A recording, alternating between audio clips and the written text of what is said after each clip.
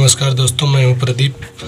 दोस्तों, मैं आज आपको बताने वाला हूं कि जैसे गिट्टी तथा बालू से भरे ट्रक का माप कैसे लें।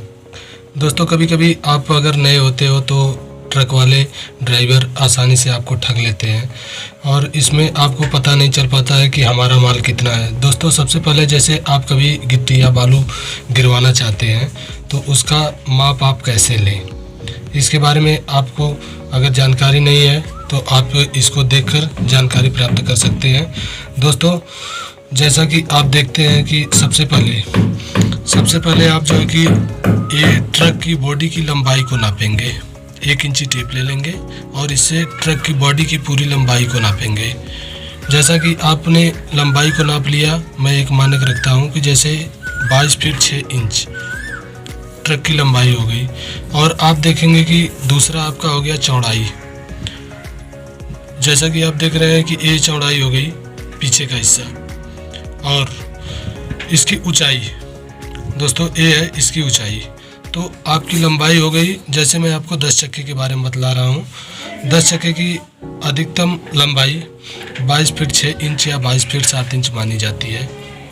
जैसा कि आपने देख लिया कि 22 फीट 6 इंच 22.6 ये इसकी लंबाई हो गई और इसकी चौड़ाई हो गई 7 फीट 3 इंच 7.3 इंच।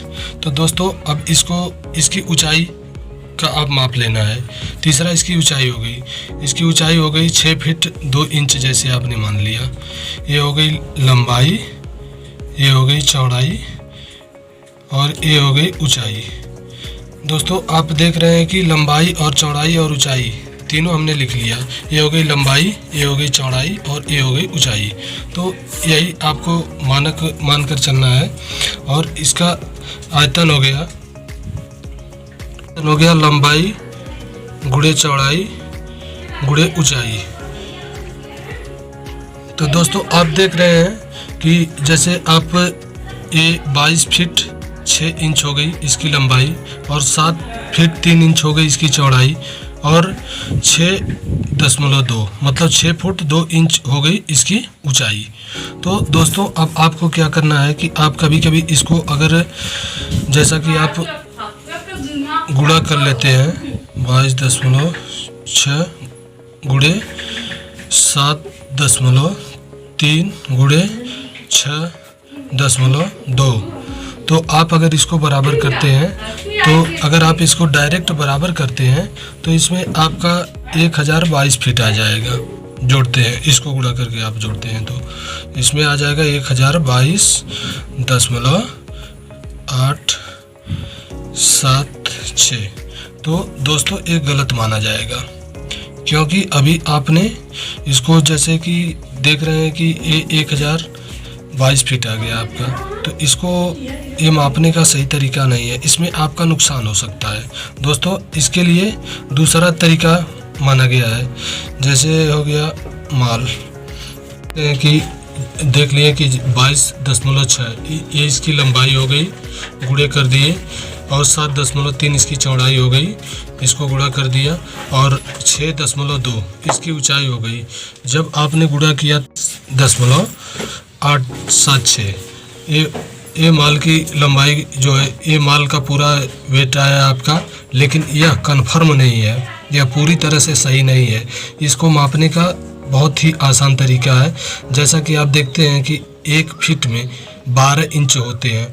तो 6 को यहाँ पर लाके अगर 12 में अगर इसको गुणा करते हैं तो 12 का हो गया 6/12 अगर आप करते हैं तो हो गया इसका 0.5 फीट।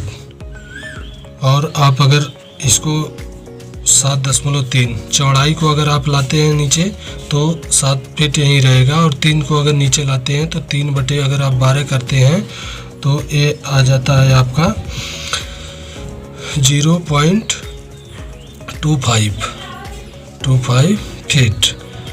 और दोस्तों, अगर आप इसको 6 को वहीं पे छोड़ दें 6.2 तो 2 को अगर आप यहाँ पर लाते हैं तो आपका हो गया 12 को अगर आप बराबर करते हैं तो 0.17 आपका आता है फीट। तो अब आप इसको जोड़ेंगे। अब आप अगर इसको टोटल करते हैं तो आपका ए आ गया, जैसे 22.6 है, 22 फीट 6 इंच है। तो अब ए अगर आप इसको 12 में अगर आधा कर रहे हैं तो अब ये 6 आ गया। तो अब ये हो गया 0.50 यानी ये 50 हो गया। और ए हो गया 25, मतलब ए 1 का 1/4 भाग। और ए हो गया 12 का 2/12 का ए 0.17। तो इसमें आपने देखा था कि 6.2 था, लेकिन अब ए हो गया 1.7। अब इसको आप अगर टोटल जोड़ते हैं बराबर करके तो आपका हो गया 22.50 गुणे 7.25 गुणे 6.17।